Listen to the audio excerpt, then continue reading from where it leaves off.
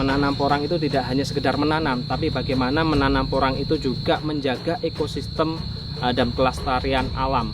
Jadi budidaya porang itu adalah budidaya porang yang bagaimana kita melestarikan hutan, bagaimana kita menjaga hutan agar tetap ekosistem terjaga, tapi manfaatnya adalah petani porang pada umumnya, terutama di daerah kawasan pinggiran hutan itu petani porangnya itu adalah bagaimana porang itu bisa menurunkan atau bisa kita turunkan ke anak cucu kita, di mana tidak mengurangi tingkat kesuburan tanah, tidak terlalu mengeksploitasi lahan, sehingga tetap menjaga ekosistem serta kesejahteraan petani pun juga ikut terangkat.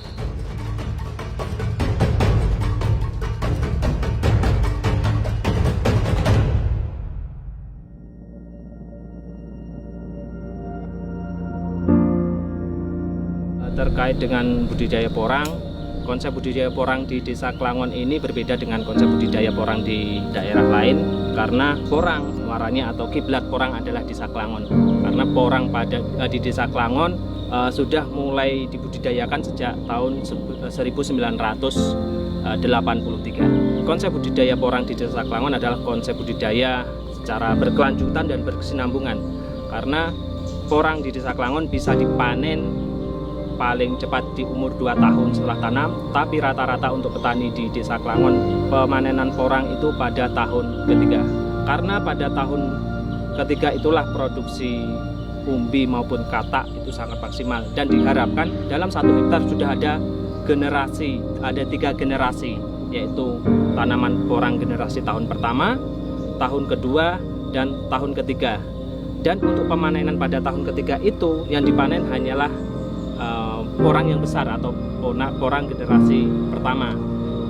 Dan setelah tahun ketiga, tahun keempat kita panen secara terus menerus.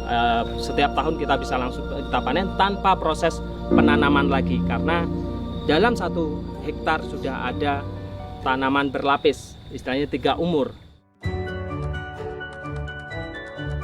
Komoditas porang ini adalah komoditas yang strategis. Namun sampai saat ini belum ada facelift tentang OPT-nya, sehingga kami memberanikan diri untuk menyelenggarakan semacam langkah-langkah kecil untuk mendapatkan facelift itu. Dan langkahnya itu sangat panjang, tapi kami sudah memulai itu dengan langkah pertamanya adalah dengan melakukan inventarisasi, kemudian identifikasi di Desa Klangon, Kecamatan Saradan. Mudah-mudahan dari kunjungan tim kami atau surveillance ke area tanaman porang ini, kami bisa melanjutkan langkah berikutnya, yaitu mendeskripsi organisme yang berasosiasi dengan porang. Kemudian dari deskripsi itu kami bisa menggambarkan OPT utama dari porang itu apa, kemudian kita bisa memberikan kodifikasi. Jadi ini adalah langkah kecil, sehingga pada saatnya nanti kita bisa mendapatkan facelift. Penting sekali facelift ini untuk perumusan program dan kebijakan pengamanan produksi porang ke depannya.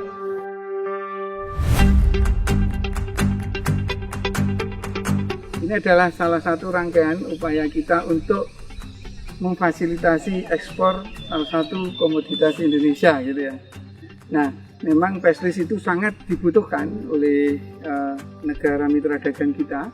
Maka dalam proses ini tadi kita melakukan observasi ke lingkungan porang, ya. Di situ kemudian kita menemukan beberapa informasi, ya. Jadi namanya apa saja dan lain sebagainya. Ini menjadi penting karena di dalam kegiatan surveillance itu ada spesifik surveillance, tapi sebelumnya diikuti dengan general surveillance, yaitu mengumpulkan data sebanyak-banyaknya untuk melakukan itu.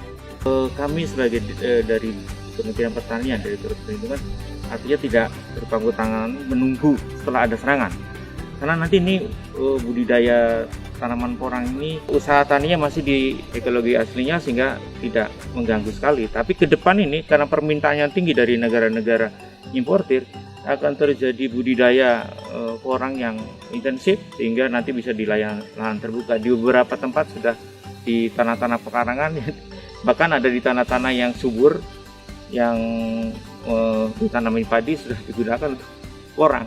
Ya, itu dan untuk pengamanan produksi, karena melihat permintaan yang tinggi, ekspor yang tinggi gitu kan, sehingga itu Kementerian Pertanian dalam ini Direktorat Perlindungan harus tetap siap untuk program dan kegiatan facelift, penyusunan facelift. Porang sangat bermanfaat dalam sendi kehidupan kita, mulai makanan, mulai pembungkus kapsul, mulai lem, mulai kosmetik, dan masih banyak lagi kebutuhan yang berasal dari porang. Sehingga menanam porang atau tidak mau menanam porang, tetap kita akan menjadi penikmat daripada hasil olahan porang. So, saya selalu berharap semangat petani porang, kita mudah-mudahan bisa sukses bersama-sama dengan menanam porang. Dan bagi kami, menanam porang adalah mengibaratkan kita masuk dalam sebuah gerbang kesuksesan, asal kita tekuni dengan tidak putus asa. Jadi tetap konsekuen menjadi petani porang dengan pendampingan yang baik. Saya kira bisa sukses seperti petani-petani yang berada di wilayah Desa Kelangon.